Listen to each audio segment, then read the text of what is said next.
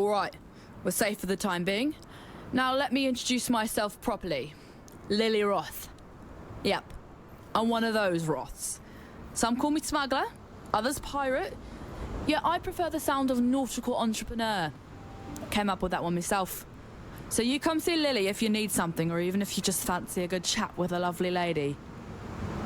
Don't think I'd be forgetting that favor you owes me. In fact, now I think of it, there's certainly a way you can be repaying this most considerable debt. You see, those blasted cultists have been plundering the refugee ships trying to escape Oriath. And if not for my incomparable skill as a sea captain, we'd have met the same fate. But now the drowned dead are washing ashore, and they ain't staying dead. There's been a whole lot of blood, sweat and tears getting these few lucky survivors here in one piece. What sort of captain would I be if I let them get ripped apart by walking corpses? Wipe the Twilight Strand clean of those filthy undead bastards and I'll call us even. Might even throw in a little something extra if you can pull it. Whalem Roth. Here, let me share something I remember from me granddaddy's stories. No sooner had the others turned in fear from the Great White Leviathan did Whalem load the ballista with his final harpoon. And right then he vowed to sea and sky that he and he alone would be the one to finally kill this bastard son of the Brine King. The ballista fired and the harpoon smote that creature right between the ribs as it made to dive back under the angry sea. Thick clouds of blood bloomed beneath the waves, roses flowering in the black water, and impossible though it seemed, the already shadowed ocean grew darker still. He used the bones of the great beast to reinforce the hull of his ship, the Black Crest. Old Rottooth, he's a true legend, a real pirate hero. I can only hope one day me own stories will reach his ears and make him proud of the granddaughter he had to... Yeah, I knew Tarkley, if you catch me drift. He's got no time for his old bunkmate these days, though. Too gaga-eyed over his lost cause of a fishwife Nessa. Time was, Tarkley and I would smuggle all about the coast of Oriath. Oh, good days they was. Sweet with rum, nothing but the wind and salt in our faces, freedom in our hearts, and the law on our tails. But I could tell he were getting ready to make feet for children's stockings with me, so I cut him loose. Not a spark's chance under the ocean the dreaded Lily Roth's gonna wind up swelling like some drowned carcass. Still, nice to work with that bugger one more time, just for... That scallywag. I reckon Bestel thinks I'd be the kind of lass who'll bed down with any sort of rascal. Not too far off, I guess. He is rather sweet, but not the most comely of figures. Actually, he kind of reminds me of my grandfather, Whalem Roth. A poet and scoundrel extraordinaire he be. Bestel's but spittle from the mouth of old Rottooth Roth. Ahem. Bust my blind cheek, said the sailor to the doxy. She sports her dairy treats afar and relishes her moxie. But a fire ship will sink the broken neath the ocean waves. Tip nutmegs a deadly token, sends captains... Despite your best efforts, Beast Slayer, a splinter of hope remains. The very seed that brought my beast into existence. The Dark Ember. Never again shall it birth a life so magnificent as the beast. Yet a residue of that power still lingers. Enough to give us a fighting chance against the ravenous Kitava. How do we obtain this Dark Ember? 3 hearts were silenced. 3 hearts must sing again, one last time. In that final flickering of life, our savior's seed shall be born. All I need are 3 fine souls with which to stoke the flames. Chevron of Umbra, Inquisitor Maligaro, Doldre the Dark Tongue. 3 spirits of near unfathomable resilience and vigor, freed with the beast's final exhalation. So let us begin the harvest. Chevron has come home to Axiom. We shall give her the warm welcome she sincere. If she is to be of any use to us, the Umbra's spirit must be wrenched from her mortal manifestation and lashed to our greater cause. That is your task. For my part, I shall negotiate the terms of her cooperation. With a tragic kiss and lasting embrace, her essence shall pass into me as if she were a sweet breath from the mouth of my lover. It is a sacrosanct sacrifice for all involved. Thankfully for you, all I ask is that you do what you clearly do best. Ambition is the bane of mortality. It was through ambition that we gods transcended the thick mud and thin blood of our mundane birthrights. Ambition that drove us to sustain our divine selves through the subjugation of others. Chevron's soul is made up of 1 part ambition and 2 parts raw, unbounded passion. Such a volatile spark shall burn briefly and brightly, and even the most deadly. I shall put this simply, for in truth, everything comes down to the simple act of planting a seed in the ground. The gods are rising because you slew the one creature that prevented them from doing so. Your name for it is the Beast. It was I who planted the seed in the rich soil beneath Highgate, who nurtured it, who watched it bloom into maturity, even as I succumbed to its mollifying powers. We gods, we were driven into slumbering darkness, to dream away eternity whilst the gentle beast watched over us.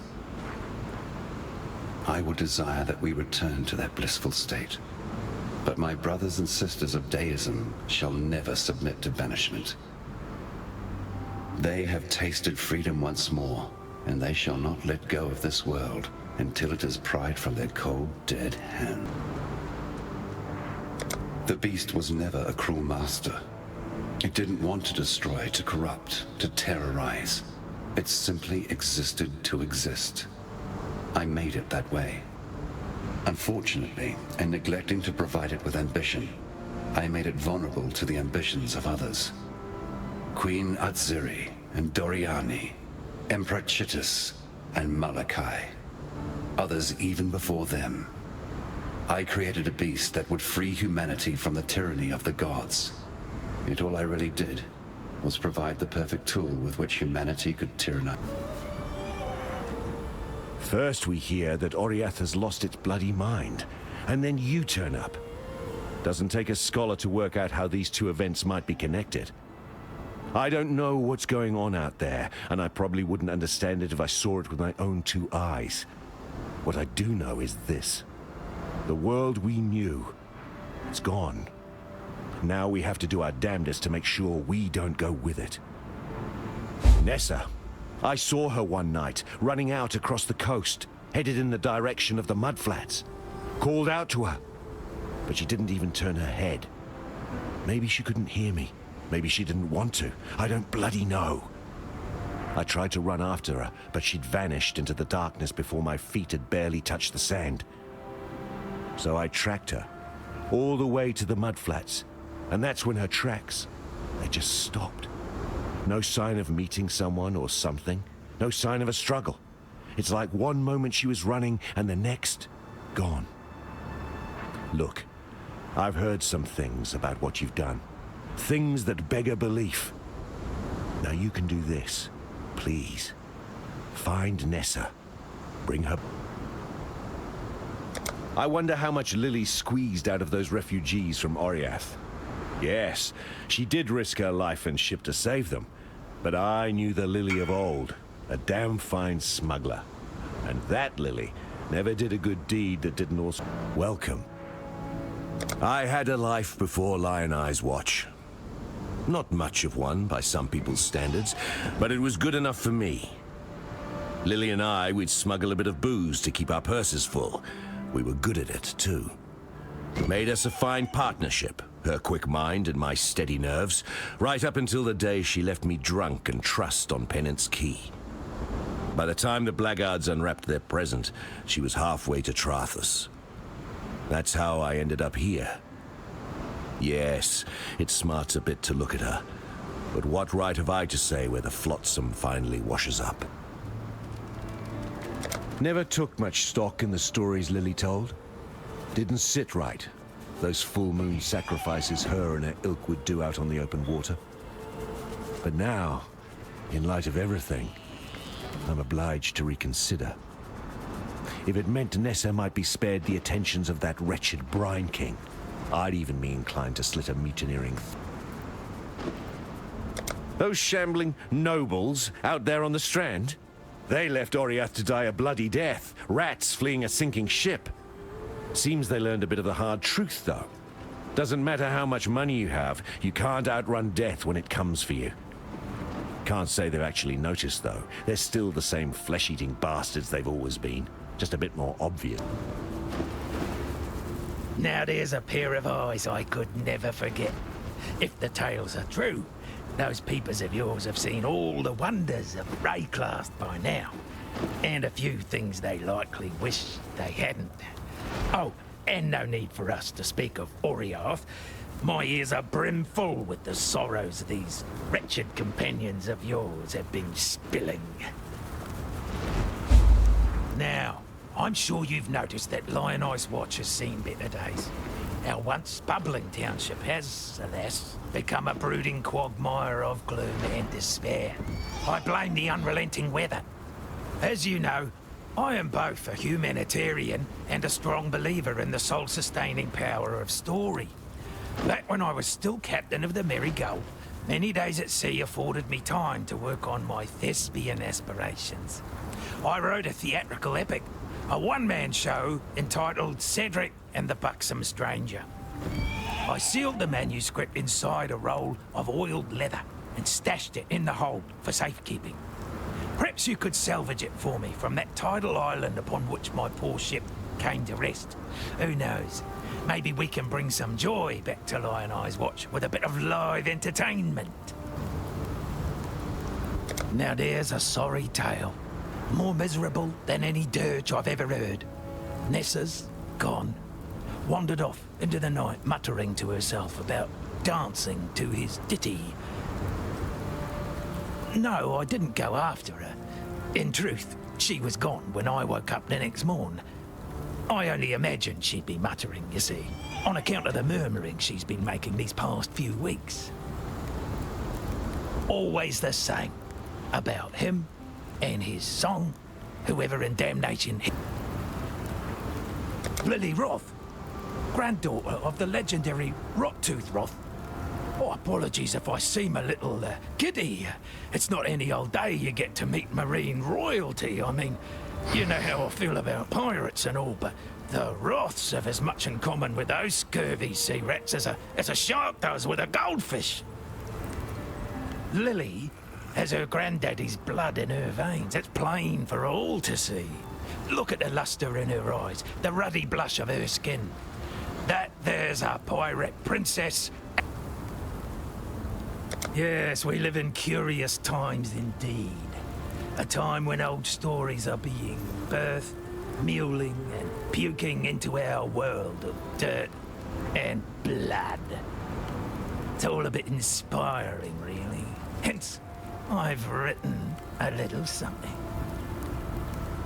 Ancient anecdotes now wake from their beds, looming in our fears, towering above our heads. Age-old lusts and bygone greeds, walking and reeking as humanity bleeds. Rivers of history, lakes of blood, the gods stand upon us as we cower in the mud. You won't find a sailor that doesn't whisper a quiet prayer to the Brine King before casting off. In fact, under the maddening radiance of a full moon, the more superstitious captains would drown some poor slave or failed mutineer, just to keep old Tsoagoth happy. No, that wasn't a sneeze. That's the fish god's old Asmerian name. It's considered foul luck to speak it on board a ship. A keel hauling. You'll not find a more renowned pirate as Waylem Rottooth Roth. In times when Fairgraves was still a whelp earning his sea legs, Rottooth was prowling the Strait of Oriath in his ship, the Black Crest. It's said he built it himself, lining its hull with the bones of some great sea beast he slew with nothing but a harpoon and a bottle of rum. Never was there a more nimble, more ferocious vessel. Like that Leviathan's spirit still lived and breathed in its timbers. No one sighted Rottooth for 20 years or more, but I know where the Black Crest is. The ship graveyard, no less. Seems that Waylem Roth might have had his last meal with Lady Mervale. You're naught but skin and bones, Exile. But you've made it this far. Clearly you must have some talent. Care to lend your skills to a matter of honor? The most powerful artifact in our known tales was brought to this continent by the first expedition thousands of years ago. The songs tell of it incinerating evil, purifying tainted fields, and warding off those of ill intent. We could certainly use a relic like that now, in these troubled times. But to find it, we'll have to retrace the steps of those long-ago souls. Only they can tell us the Triskelion flames unknown. We are of the Kalguur. Ours is an existence spent scrabbling in the muck and mire of mortal life in search of scraps of renown. Some find it on the battlefield. Some find it in service. Others volunteer to sail to the edge of the known world on an impossible quest. The choices we make determine what we are. And what we become. Echoed. The runes on our armor essentially capture and shape starlight. Sounds poetic, but don't be fooled. The smiths of the Kalguur turned these runes towards killing work long ago, as soon as they discovered they could compel arrows to find their mark, and blades to bite deeper. The greatest smiths became known as artificers, and produced work of singular genius. There weren't many such relics, but there didn't. I believe that you believe that these colored gems give you power, Exile. I've handled one of them, even tried to activate it the way that local Tarkly described, but it didn't do a damn thing. Call me a skeptic, but to me, it seems like the power was inside you. I've never heard of this gods thing before setting foot here. But I know of at least one man who would fancy himself a god. Best we not mention divinity to those. My quest is to investigate the Knights of the Sun and acquire their relics. I'm willing to trade other less important relics. I'm Rog. Gwennon said you'd be heading this way. Said you've got quite the moves. You're the kind of man that faces monsters with bravery and skill, are you? I prefer to avoid fighting myself. This continent is fraught with danger. I specialise in logistics and planning, so I'm happy to support your fighting with my supply skills. Care to check? She'll never lie to you, Exile. Our charismatic leader is a man worthy of his position. He takes the front, the lead. I prefer to support things from a safe distance, and he, great man that he is, lets me do it. I've been on my fair share of quests and campaigns, and they keep trying to arm me and train me for fighting, telling me it was the only way I would find renown. But I aim to be the world's first famous supply master. That Rog, they'll say. He brought food and drink and equipment forth so promptly and so consistently, it amazed the warriors on both sides and helped win the day. Danik tells me that this is a worthy dream to pursue. I'm bound by honor to discover the fate of Uhtred and the Order of the Chalice. I'll trade you for any relics that you find with their marks and runes. They were the primary priesthood and religious order that went with the initial ships to Wraeclast. They interpreted the stars and the workings of mysterious forces such as alchemy, machinery, and runes. I've always wanted to join the order. I quite like the idea of spending my days sequestered in a laboratory. Thousands of years ago, the last news coming back to the homeland painted Uhtred in quite the negative light. Some called him a traitor, but the details were sparse and confused. I'm here to clear his name or condemn him. The truth is... Now that we've a chance to talk without explosives and monsters around us, I'm Gwennon. Luck is my game, but it's no game. It's deadly serious. You have to believe you're going to win, or you won't. That's the nature of this life, understand?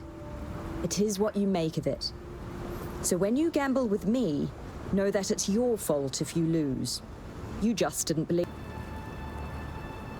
He's a sweetheart. Have you seen the figurines he carves? The four of us use them to play this delightfully strange game he came up with. I love it because there are so many dice rolls and, well...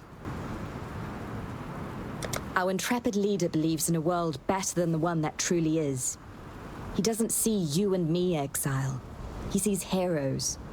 He sees grandiose myths and world-changing bravery. Don't dispel those notions. I want to live in the world he sees, even if I know... During the failed rebellion, I once called out with all my heart. An arrow was arcing through the air. My arm was pinned, and I knew I couldn't get out of the way in time. I was a dead woman. But luck answered my earnest request. Another arrow, also on a murderous path, hit the first in midair, and both were diverted, landing on either side of me instead. That was the first time I knew that chance itself was a real force in this... I didn't say that. You... Never heard of gods, but I know I wouldn't put my faith in them, even if they came to my doorstep with an army. I've already solidified my beliefs where they belong. You've built quite the town. I've visited now and again. I, try to keep out. Johan's here, on Wraeclast. And the game is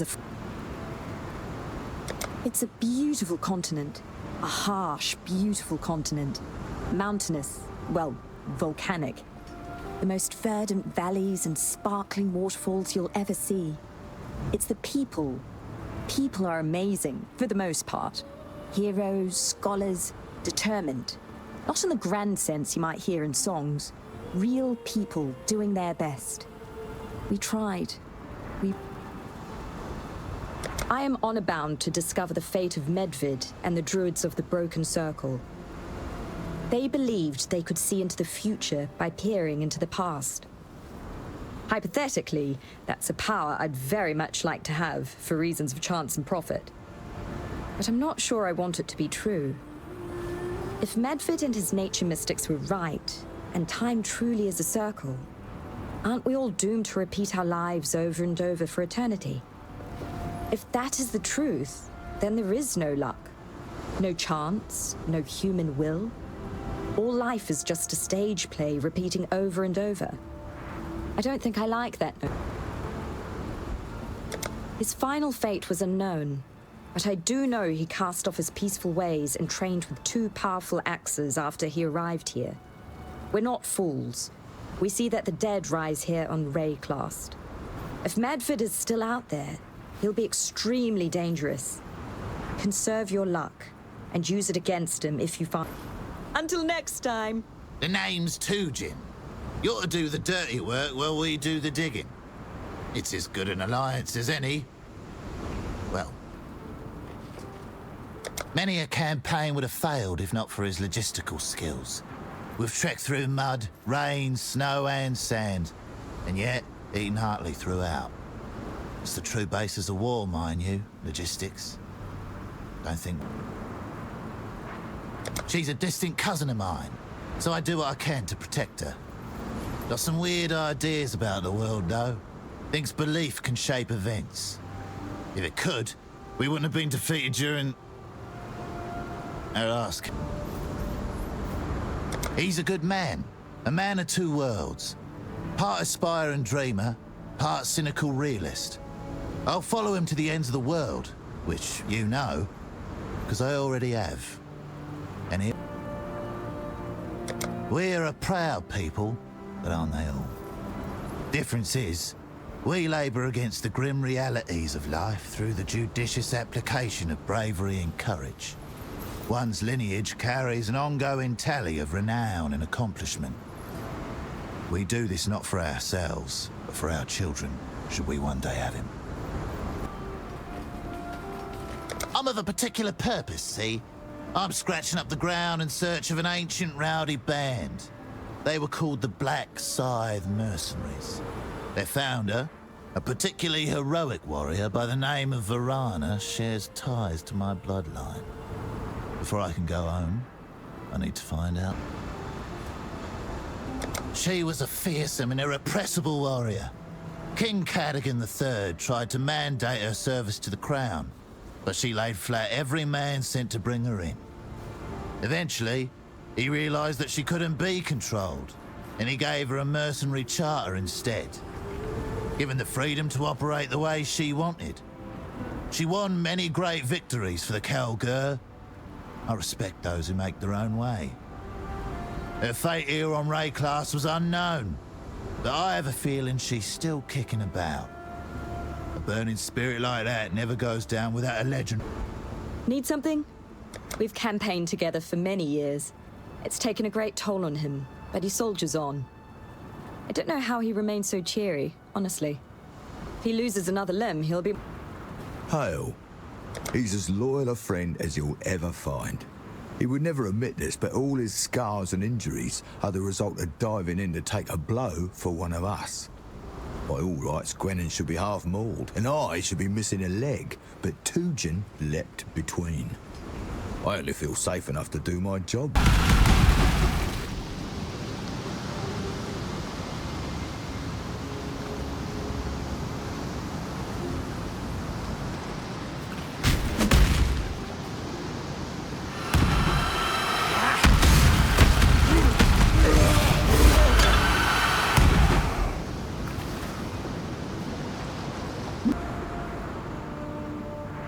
A wretched sight. So many drowned Oriathans cast into undeath. You freed them from their torment, and I'm sure they'd be grateful. Here, that little something extra I were talking about. Though the sea takes away, it gives back in While you be skulking about, I've managed to do a bit of hunting on my own. Got a hole full of baubles and trinkets here, which I managed to, procure. Take a look. You might find something particularly naughty to help you. You have the look of a wayfarer about you. I've a few bits and bobs in the hold that I managed to salvage from Oriath. Might be you're in the market for a little insurance for the road. The sort of nautical charm or a quaff of tonic be providing. Go on, have a look-see. And if you're thinking to trade, I reckon we can come to...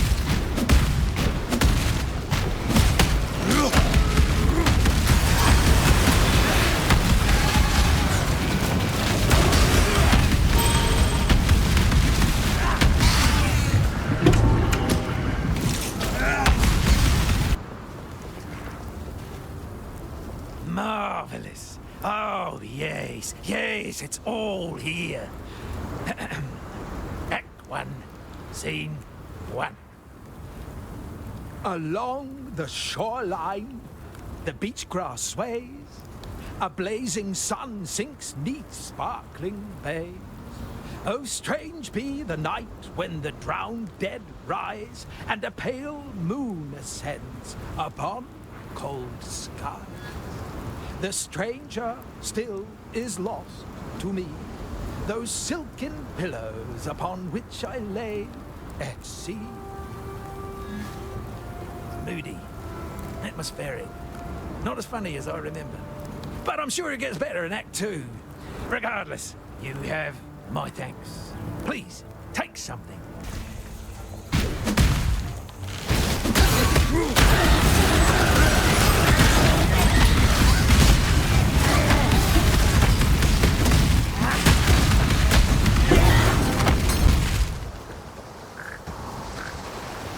He did this to me. The King of Brian. And he wants me to be... Oh, God. Please. I don't know how I'm doing this, nor if I may again. Help me. Help us before...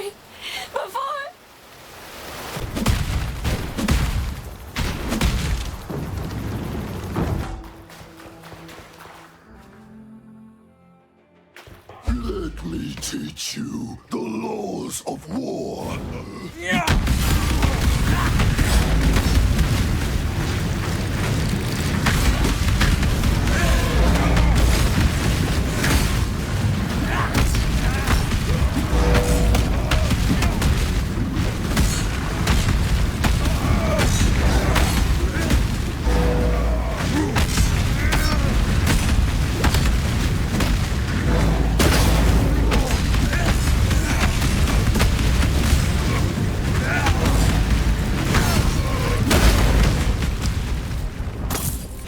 Tukohama.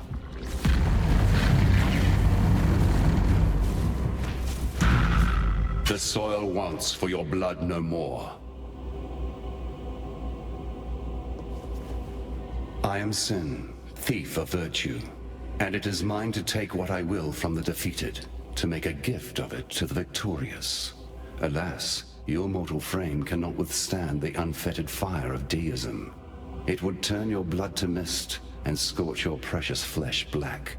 So choose modestly and choose wisely, for there is much more at stake here than your little hopes and dreams.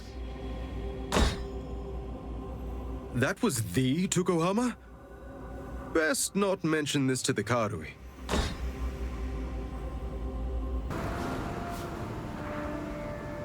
You've seen Nessa. Talk to her. Well, that's more than I dared hope for, truth be told. This change she's going through, this curse the so-called Brine King has put on her, it can be broken. I know it. You've got to keep going. Follow her trail before it gets any colder. Make your way along the coast, the ship graveyard, even Mervale's cave if you must. By my reckoning, this king's not the sort to venture far from his briny bed. You've killed the Karui war god. Can you kill a god? Look, I can't even begin to understand what you've just done. Vestal will be able to put our gratitude into words more fitting of a legend. Me, I'll work with what I know. A solid reward for a damn... Axiom Prison has been fairly quiet since you saw fit to retire its warden. Afraid that's no longer the case. Shavron of Umbra, the very witch that made Brutus the man he was. I don't know if she's a ghost, a ghoul, or some other death-scorning creature I've never heard of, but she's up there, tinkering away with her black arts and twisting nature around her bony old fingers. Honestly, I don't care why she's come back, or what cruelty she's brewing up there. She's a boil that needs lancing before the infection. Made any progress? You do know it's cruel to make jests of an addled mind, don't you? Nessa, alive, and turned into a bloody cod? Huh! That said, you've never been wrong before. So seems like I'm going to have to stare this fanciful tale in its fishy face. She talked of the Brine King, did she? Now there's a name what can trouble the breeches of even the most jaded of poets. Though Mervale might be dead, the sea still has its seductive songs. And this time it's a big, briny baritone doing the... Screams, howls and booms of unholy intonation. The shriek and clank of some unfathomable apparatus, and the pervading stench of scorched flesh and boiling blood. That's Axiom Prison, now that Our Lady of Umbra has come home to roost. As a poet, I have nothing against a little creativity.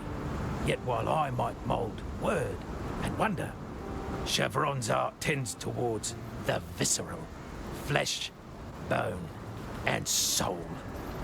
Artistic pursuit is the loftiest of callings, but in this instance, I believe some rigorous criticism.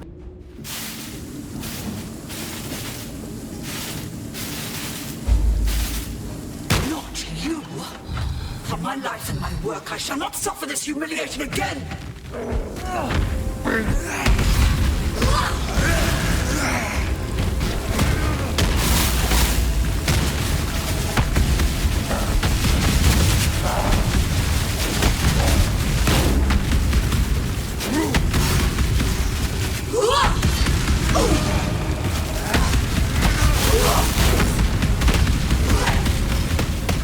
Die and be reborn!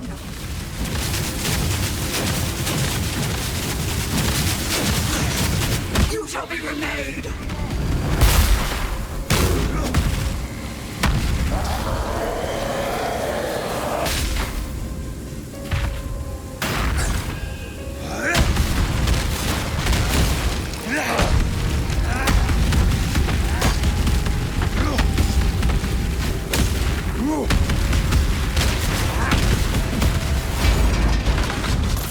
Always a pleasure, milady.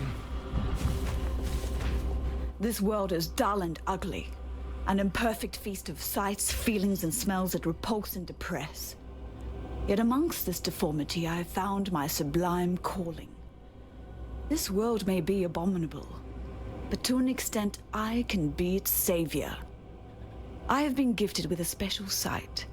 Before me lies a blueprint of perfection, a kind of hidden beauty within skin, muscles, tendons, and organs. With a tempered hand and a sharpened blade, I will refashion, reshape, and rebirth this world. My obligation is immense, something that will, in all likelihood, consume my life. I cannot rest. My calling energizes me. Such is an artist's curse and compulsion.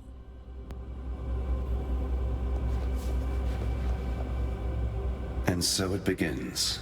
My ethereal veins now run with dark ambition. Let's turn that trickle into a torrent. Let's harvest ourselves a Grand Inquisitor. Just as Chevron's spirit chose to return to comfortable climes, Maligaro's essence once again dwells in his very own chamber of sins. Though I hasten to add that Maligaro's sins are not my sins. I prefer transgressions of a more natural order than does he. I'd carry you to Frisia if I could, yet I expended too much of myself when I snatched you from the jaws of Kitava. You will need to find your own path, as will I. Make the journey, and please survive it. We too have much work left to do. Good work clearing another path through Axiom Prison. I'm starting to think those stories I've heard about you might be true. With the road to the Frisian forest clear again, I trekked through to the forests beyond to see if the strangeness we're seeing on the coast is also happening inland. What I saw nearly froze my heart solid.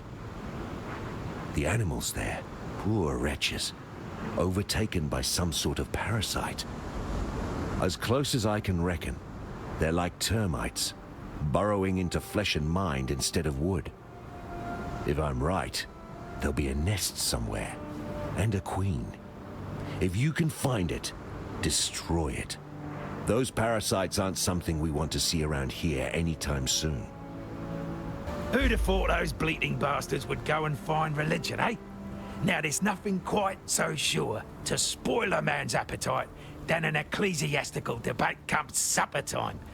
Yet this goatman god, this Aberoth, seems fair determined to mix his morsels with his spiritual enlightenments. To put no finer point on it, when the goatmen find him a soft pink human or two as divine sacrifice, he eats them, meat, soul, and all. Well, that's what the legends say. I have another deity in mind who could be persuaded to donate a little essence to your ongoing edification. Aberrath, a deranged old goat with a thirst for human souls, whose cloven hooves now stand astride the old prisoner's road. Have you ever tasted a soul, Beastslayer? No, I imagine not. The poets will speak of sweet souls, bitter souls, enlightened souls, and twisted souls. You know what most of them taste like, really. Regret, with a lingering aftertaste of should have known better. The puppet mistress was a revered matriarch who nurtured her tribe into greatness through love, peace, and fecundity. That is, until her children were slaughtered by Tukohama's brave warriors. Dissolution and desperation, they do troubling things to the spirit. And given enough time, what one believes, one becomes. A renowned alchemist, eroded by his lust for distilled spirits, and not the alcoholic kind. Aberrath the Scholar King, dancing upon a stage of chemicals and fire. He used his knowledge to burn away the flesh so as to liquidate the life force within, a libation he consumed with both frequency and alacrity. It started with animals, goats specifically, and thus his own cruelty became his curse. The Scholar King became the Cloven One, quaffer of souls. Some say he turned to the dram of man in order to cure himself. I believe his thirst simply grew with his burgeoning immortality.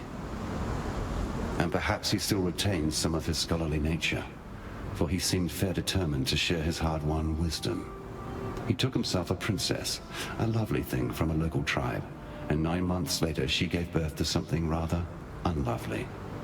The Fawn, as wild and wicked as the shaggy god himself. Schooled in his father's ways, the Fawn would carry off many more virgins in his time. And thus, the race of goat men found their footing. A maggot that festers and writhes in the fetid mud of the wettest lands, Wraeclast, the white worm that corrupts the very earth while her heart yearns to replenish her slaughtered brood. Hers was a prolific tribe once, fat with peace and fecund with love. Then Tukohama's fire swept across her sacred land, and her children were butchered by the madness of war. Now the Immortal Mother has one waking thought. She will also ensure that her children are never harmed again. How? By making everyone's children her children.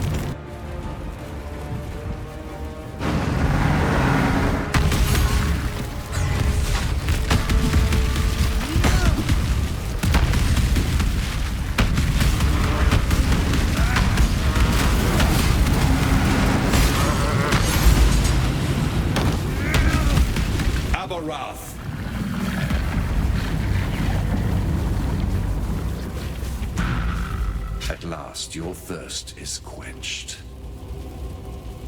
Good souls were hard enough to come by without that parched old goat drinking his fill. You have done humanity a noble service. Ah, and now I stink of goat.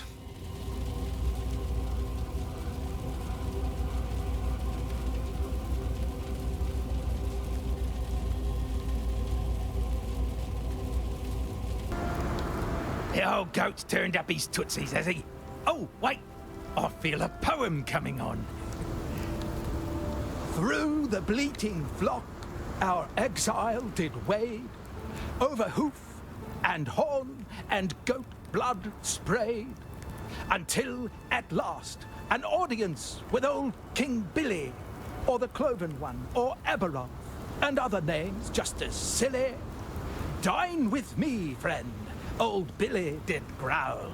Feed me your soul, feed me it now. Our exile just smiled and gutted that goat, so that not one more soul would get stuffed down his old throat. Honestly, you wouldn't believe how hard it is to find a good rhyme for goat exile.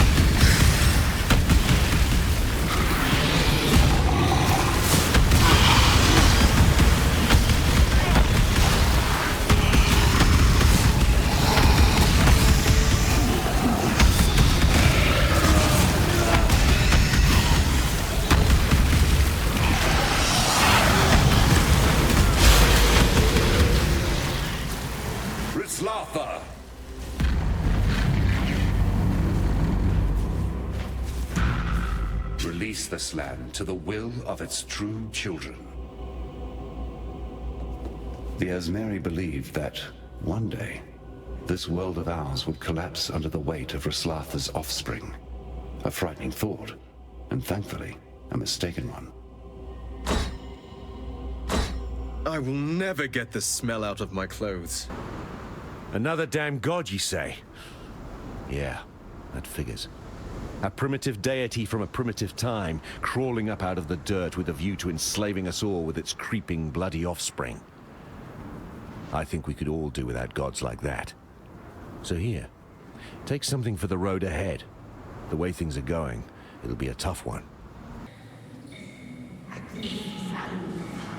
The Brand King. His time has almost come. Then hope will be...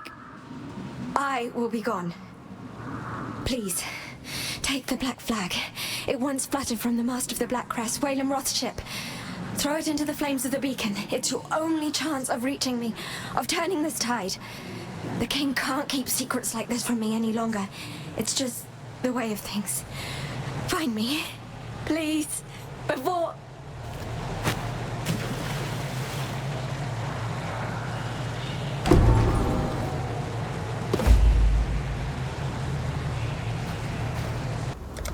You've got the black flag from your grandfather's ship.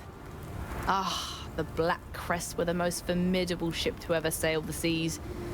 Yet now it's a hulk of rotted wood and bone, mouldering away in that forsaken graveyard. But why is it there? You don't think that Mervyn... Never. I wouldn't even think it. No Roth would ever fall victim to that tentacled sea hag. Wayland must be out there somewhere. Yeah, castaway, that's it. For now, you'll be off to safe passage to the Brine King's Reef, and there ain't no ship going to get you there faster than the Black Crest. So as the only Roth present and accounted for right now, I hereby give you permission to burn that flag in the beacon. Might as well see if there's some truth in that old legend about it resurrecting the wrecks of Roth's past and other less notable vessels.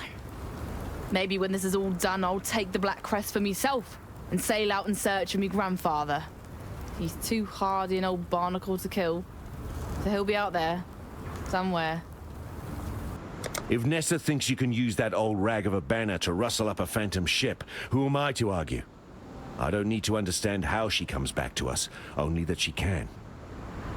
Old salty Sogoth, pickled in a thick brine of ignominious carnality. Vanity was Sogoth's downfall, and I think he grew his shell just to shield himself from the shame of it all. It's time he sailed out to that reef refuge of his, cracked his carapace, and dined on the divine meat beneath. When I first met Sogoth, he was a seafaring chieftain, the beloved leader of a prosperous and sprawling fisher tribe. It was the curse of legacy that made him into the blasphemous Brine King, an endless madness of propagation and disappointment, all in the vain hope of recreating himself. Fishwife after fishwife he took, and every one of them spawned a monster. A truly noble king would have surrendered his kingdom to cleaner blood. Alas, although Sogoth had many fine qualities, generosity was not one of them.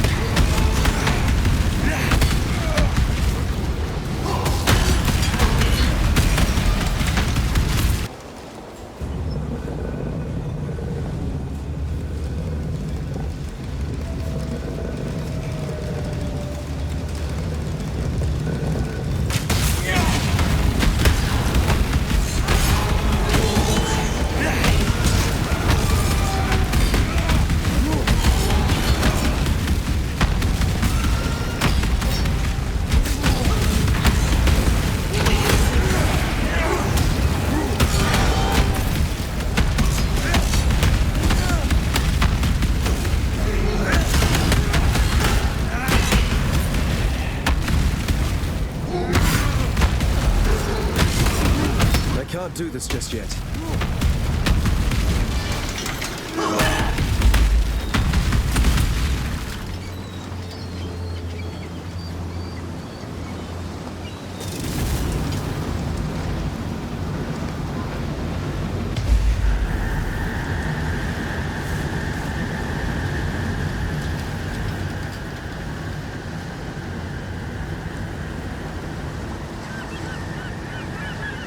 So you're the shite that's gone and summoned me to the beacon, eh? Damn it all. Rules is rules, and now I'm bound to you. The legendary Whalem Roth, captain of the Black Crest. Cursed to be the undead slave of some lowly outcast by the looks of it. You got an ass for a brain in a tick skull of yours? Of course I'll ferry you to the Brine King's bloody reef.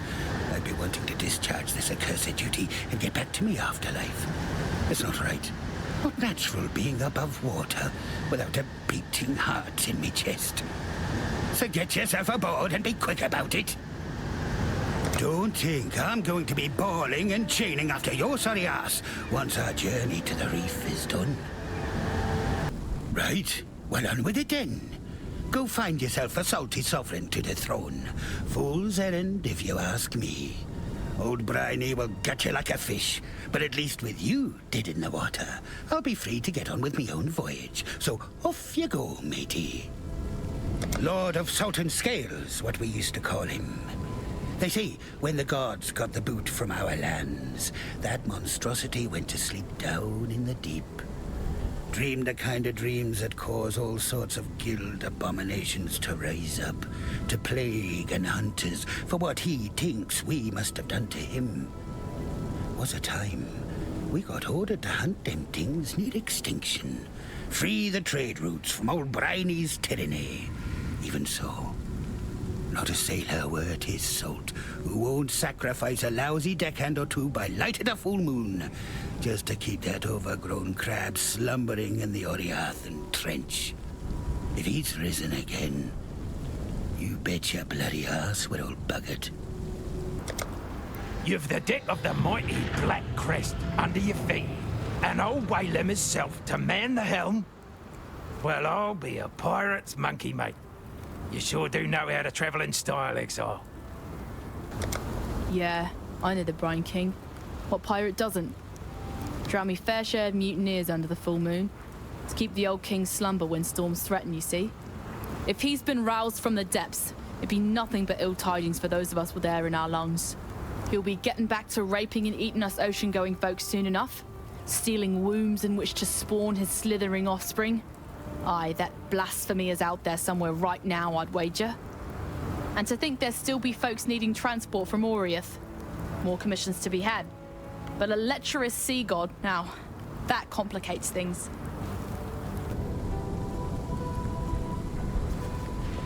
So strong. So dedicated. A man like you would never disappoint a lady in need. You're a gift, don't you see? A sumptuous feast for His Majesty on his wedding day. Really, we are both so touched by your generosity.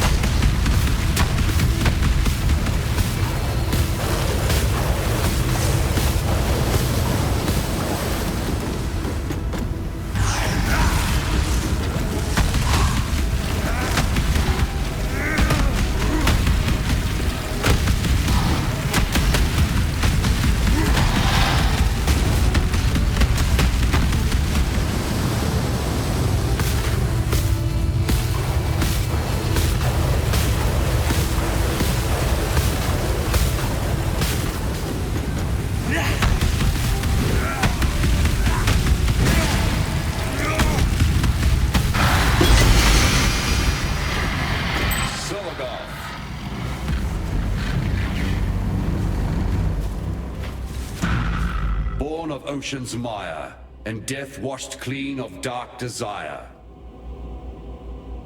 And thus the Lord of Salt and Scale sinks to feed the fishes that flit amongst the ruins of Soartha. Come and jest of his divine juices while they are all washed away. I'm sorry, Lady Nessa, but there was nothing I could do for you. How did you? You're still breathing. Bloody barnacles on me arse. You, my new friend, are a legend of the high seas to behold. I tell you what, I've already done my bit getting you here, but if you're looking to sail on to Frisia, me and the Black Crest would be honored to take ya. I'd hoped for a chance to see Nessa again. Dreamed it like some poor bloody child believing in fairy tales.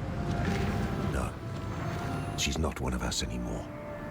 But at least she's not like Mervale either. Can't overlook a mercy like that. Who knows? Perhaps Nessa is better off this way. Not like this is much of a home to come back to anyway. Look, I know you did what you could. And for that, you'll always have my thanks. Clearly the old Brine King wasn't worth his salt. A fish out of water, if ever there was. But, I suppose, as someone wise once said, you can't teach a crab to walk straight. Too much. Yeah, be honest with you. All this fishy mirth is me just swimming around a tricky topic. Nessa. She's not coming back to us, is she? Can't say I'm surprised. What with everything she's been through, what she's become. I wish her all the happiness she can find out there in the sea. More than she could muster on this god's awful land of ours. The Black Crest. She lives again. And me granddaddy. Still can't believe Mervale did that to him. The bilesome bitch. At least his spirit roams free once again. Wonder if he'll come and visit his favorite granddaughter one more time. Anyways, with the Brine King gone, you've done a fine thing for us seafarers. The waters won't no longer pander to the whim of an overgrown, bloody crustacean. And damn me if I don't feel a stirring in me loins. It's the ocean, calling, like a lust-starved lover. But for now, bugger it all. I'll be sticking about Lioneye's watch until I get me a new ship. Don't feel sorry for me. With me womanly wiles as sharp as they are, I'll be having Tarkley help me pass the time. Just you see. Hold on to your cockles, me hearty. The sea betwixt here and Frisia be the most ill-tempered there is. Here's hoping you've as much steel in your gizzard as you seem to in your heart. Cast off!